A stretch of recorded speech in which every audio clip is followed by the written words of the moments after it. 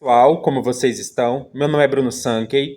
Como eu disse a vocês uma vez por semana, eu estarei trazendo aqui no YouTube um vídeo da série Apresentando Pensadores. Neste vídeo, nós vamos estudar sobre um pai da igreja chamado Atenágoras, que viveu no século II, e nós vamos ver o texto dele que se intitula Súplica pelos Cristãos. Eu já peço a você que deixe o seu like no vídeo, se inscreva no canal caso ainda não seja inscrito e ative o sininho a fim de receber novas notificações. No período de Atenágoras, do século II, os cristãos passaram por diferentes acusações por parte de certas pessoas do Império Romano. Então, algumas pessoas dentro do Império Romano acusavam os cristãos de três coisas: ateísmo, canibalismo e incesto. Hoje que nós vivemos numa sociedade cristã, pode parecer muito estranho que as pessoas acusem os cristãos de ateísmo, canibalismo e incesto. Mas se a gente olhar o contexto do Império Romano, a gente vai entender por quê. Quando a gente pensa numa religião minoritária, é natural que essa religião surjam rumores sobre ela. Vamos pensar aqui, não é bem uma religião, mas vamos pensar na maçonaria, por exemplo. A maçonaria é uma sociedade discreta, que tem um certo sigilo, e isso faz com que várias acusações surjam sobre a maçonaria que não fazem o menor sentido, de que é uma entidade satânica, de que eles fazem rituais satânicos, de que eles praticam sacrifícios. Às vezes isso acontece também contra religiões afro-brasileiras, então se a gente pegar até religiões um pouquinho mais fechadas, a gente pega a Quimbanda, por exemplo, muitos rumores circulam a respeito desses grupos que são muito estranhos, os rumores, porque a gente não conhece muito, então é muito fácil surgir rumores bem absurdos. Então a gente precisa pensar que na época do século II, os cristãos não eram maioria no Império Romano. Então eles eram um grupo sobre o qual surgiam vários rumores. E eles tinham uma certa discrição, porque eles nem sempre, os cristãos, poderiam gozar do conforto de não serem perseguidos, de não sofrerem preconceito, discriminação. Então eles mantinham uma certa discrição, um certo sigilo nas suas reuniões e tudo mais. Então isso fez com que, parecido com o que a gente faz com a maçonaria, que surgissem várias acusações muito infundadas sobre eles. E as acusações mais comuns eram essas três: ateísmo, canibalismo e incesto.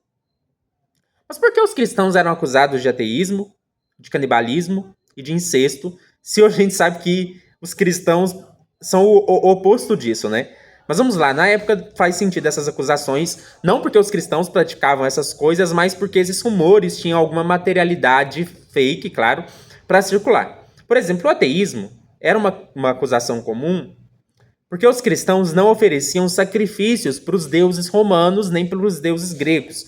Então, a maneira de você identificar, na época do Império Romano, se uma pessoa acreditava em Deus, é se ela participava nos cultos das divindades romanas. Então, por exemplo, se alguém não oferecia sacrifícios, incenso, oferendas aos deuses romanos, se deduzia que essa pessoa não tinha uma piedade. Então, a palavra ateísmo, aquele que não tem Deus, na verdade, ela tinha mais o sentido de impiedade que a gente usa hoje.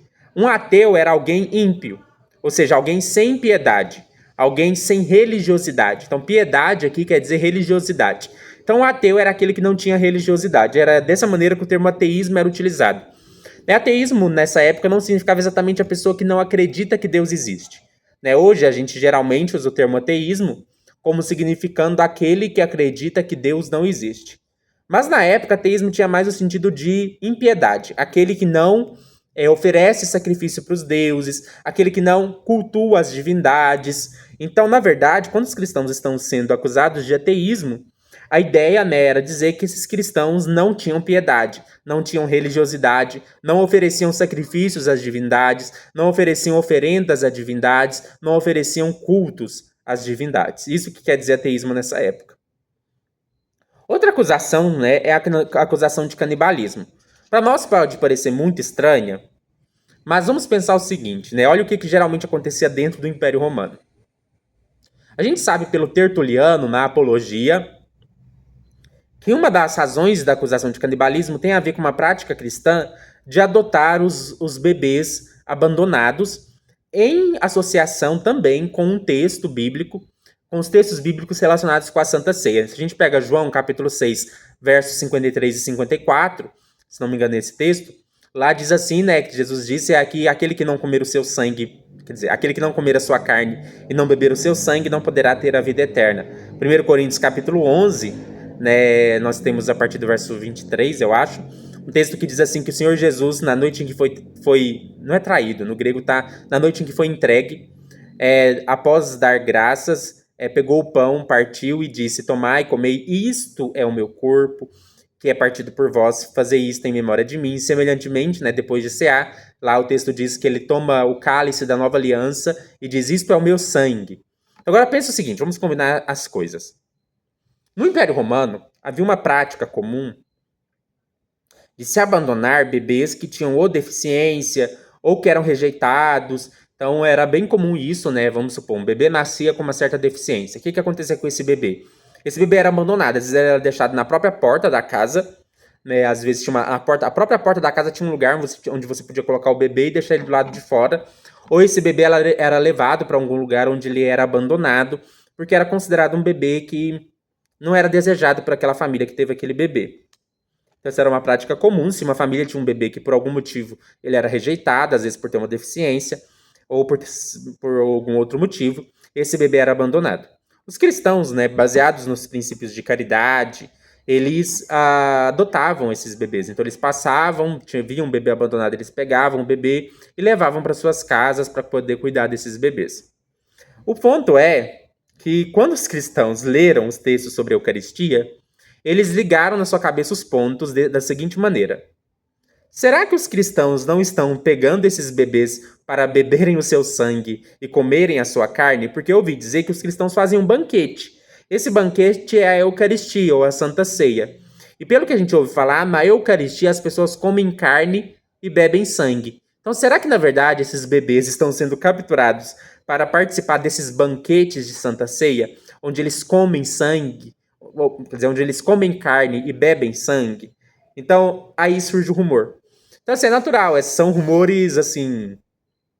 Se a gente tivesse... Às vezes surge até sobre a maçonaria, eu acho, rumores assim, né? Mas a gente pensando bem, o que eles pegaram, né? Eles pegaram o boato de que na Santa Ceia se come carne e bebe sangue, interpretaram isso literalmente, ou seja, os cristãos realmente comem carne, os cristãos realmente comem sangue.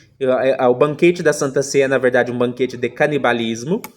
E provavelmente essas crianças abandonadas estão sendo capturadas por cristãos para servirem de alimento. Uma terceira acusação é a acusação de incesto. E aí nós temos dois elementos para essa acusação. Não sei se vocês conhecem, mas tem um texto do apóstolo Paulo em que ele fala assim que é importante que as pessoas se cumprimentem como irmãos com o ósculo santo. O que é o ósculo, né? Ósculo é uma palavra que significa beijo, né? Ósculo é beijo. E esse ósculo santo geralmente não era exatamente um beijo na boca, era mais um beijo aqui na bochecha. Né? Esse beijo na face ou na bochecha era chamado de ósculo santo, era um cumprimento. Hoje a gente tem o ósculo santo, por exemplo, na Congregação Cristã no Brasil, né? Agora pense na a Congregação Cristã no Brasil é um bom exemplo, porque a Congregação Cristã no Brasil fala que eles são uma irmandade. Então eles se consideram, né, tratam, isso aí é comum na igreja cristã, de se chamar de irmãos. E aí na Congregação Cristã no Brasil, a gente tem a ideia de uma irmandade. E as pessoas, no final do culto, na Congregação Cristã no Brasil, eles se cumprimentam com um beijo na bochecha. Né? Em alguns casos muito específicos, pode ser um beijo no lábio, mas tem que ser em casos bem específicos. Mas, no geral, as pessoas se cumprimentam com um beijo na face ou na bochecha. Isso é um costume que acontecia entre os primeiros cristãos. Agora pense uma coisa, a Congregação Cristã no Brasil, o cristianismo no Brasil é uma igreja grande, mas vamos pensar que eles fossem um grupo igual a Quimbanda ou igual a maçonaria bem fechado. E a gente ouve dizer que eles são uma irmandade, que eles se consideram irmãos e que eles se beijam. Daí vem a acusação de incesto. Então eles ouviram falar que os cristãos beijam na boca os seus irmãos. Que os cristãos beijam os seus irmãos. Então eles pensaram, praticam incesto. Então aí liga tudo agora. Eles são ateus, eles não têm piedade, eles não se preocupam com os deuses. Se eles são ateus, não têm piedade, não preocupam com os deuses, provavelmente são imorais. Eles praticam rituais de canibalismo e de incesto. Então, o que eles pensavam? Os cristãos, né, nas suas reuniões fechadas, secretas e sigilosas, fazem banquetes que incluem canibalismo e orgias incestuosas. Então, olha a imagem que eles criaram. Os cristãos são pessoas impiedosas, ateias, ou seja, sem piedade, que se reúnem em banquetes nos quais eles praticam canibalismo e orgias incestuosas. Essas eram as acusações que algumas pessoas faziam contra os cristãos. Pra gente pode não soar, pra gente é claramente ridículo, já que a gente vive numa sociedade cristã e sabe que, obviamente, cristianismo não tem nada a ver com isso. Mas pense como se fosse a maçonaria, né? Hoje a gente vê acusações desse nível, às vezes, contra a maçonaria, que não tem nada a ver. Aí o que acontece? Evidentemente, se começa a circular rumores, boatos, de que os cristãos praticam rituais de canibalismo e incesto, que os cristãos praticam banquetes e orgias incestuosas e canibais, e eles são impiedosos, não adoram os deuses, não cultuam os deuses. Se isso começa a circular, evidentemente que isso correria o risco dos cristãos sofrerem sanções, perseguições por causa dessas acusações. É aí que Atenágoras decide então escrever um texto que ele direciona aos imperadores romanos desse período. Nós vamos ter dois imperadores, que é o Marco Aurélio e o Lúcio Aurélio. É pai e filho, eles governaram juntos, o Marco Aurélio era o imperador principal e o Lúcio Aurélio era o co-imperador, que era o seu filho. E o Marco Aurélio é bem famoso na filosofia, né? Porque Marco Aurélio, além de imperador, ele era filósofo. Então, o que o Atenágoras faz? Sabendo que o Marco Aurélio era filósofo, ele decide escrever para o Marco Aurélio e se apresentar como um filósofo cristão. Então, o Atenágoras vai dizer que ele é um filósofo cristão.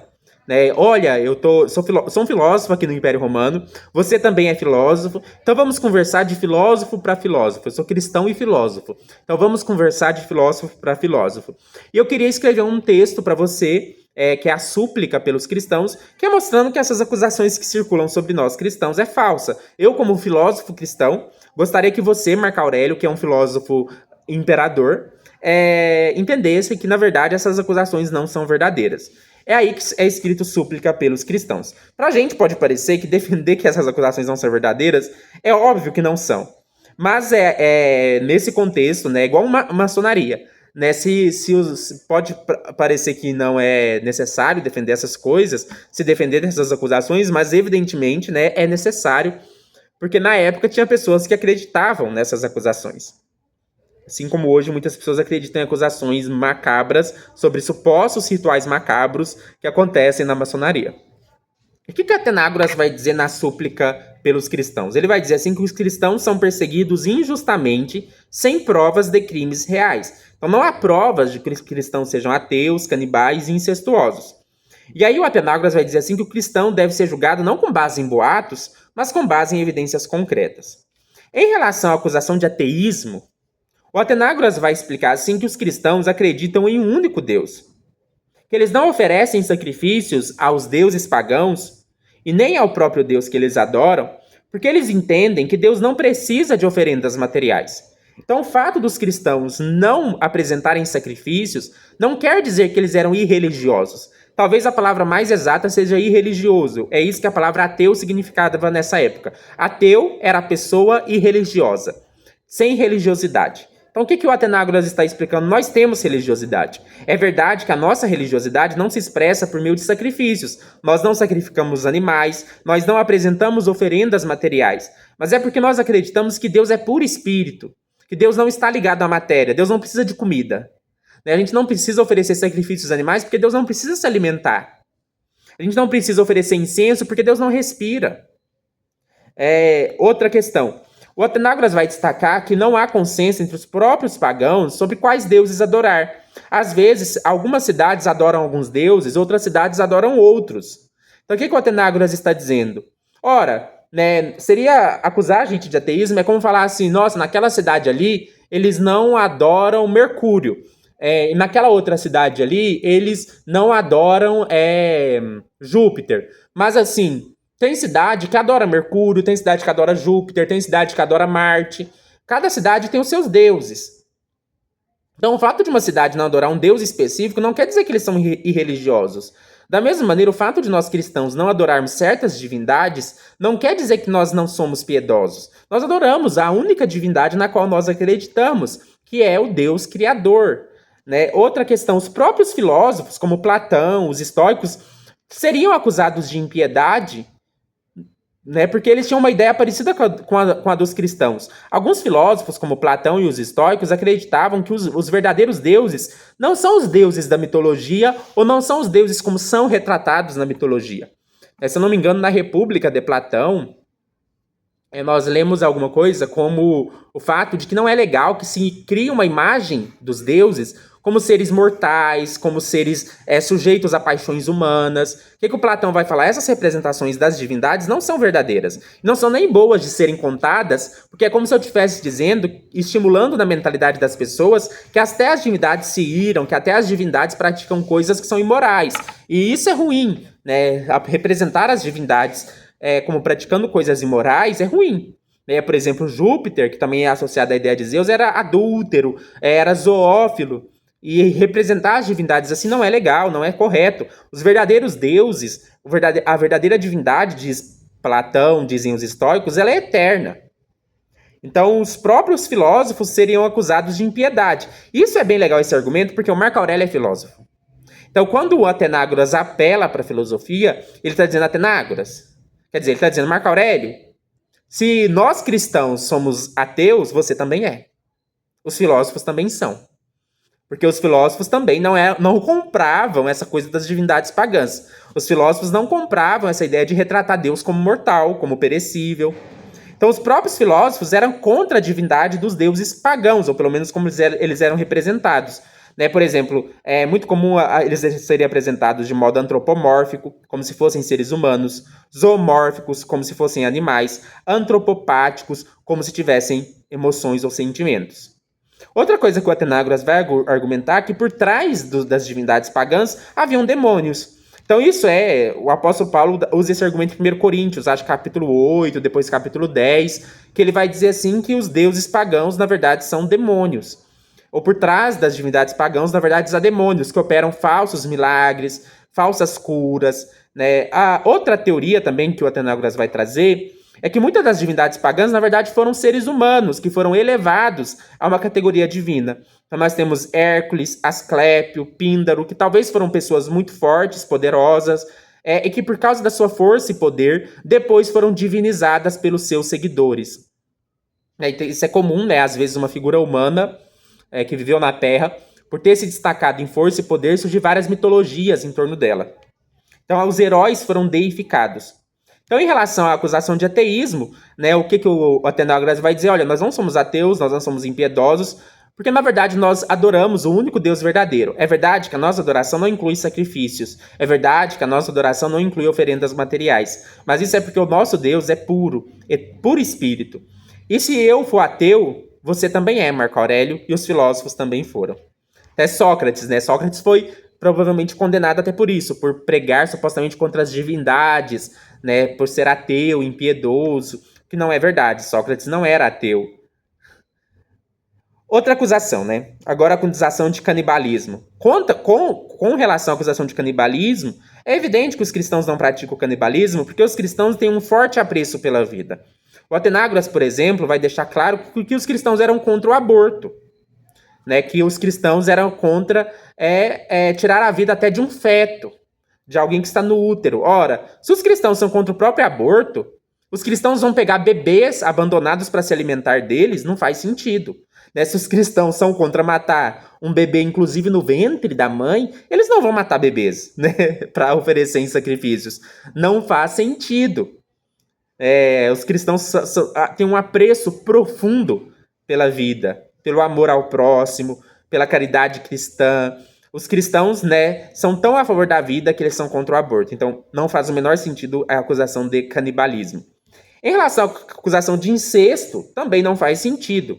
Evidentemente que os cristãos se chamavam de irmãos por ser irmãos da fé e não irmãos de sangue.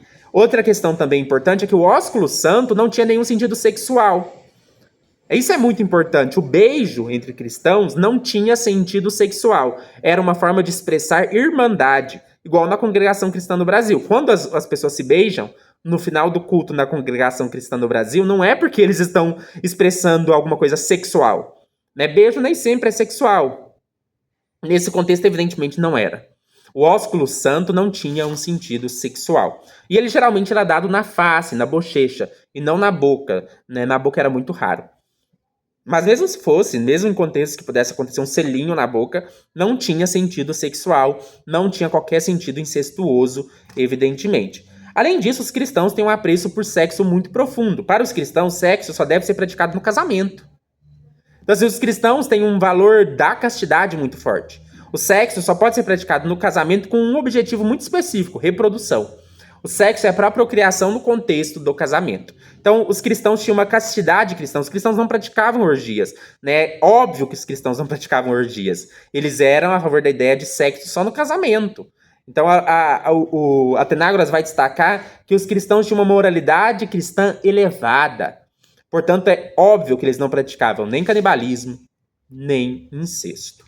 Pode parecer bobo eu fazer um vídeo sobre isso, né? Porque pra gente hoje é óbvio que essas acusações eram absurdas, mas eu acho que é importante a gente ver isso, como Atenágoras, no século II, estava defendendo o cristianismo dessas acusações.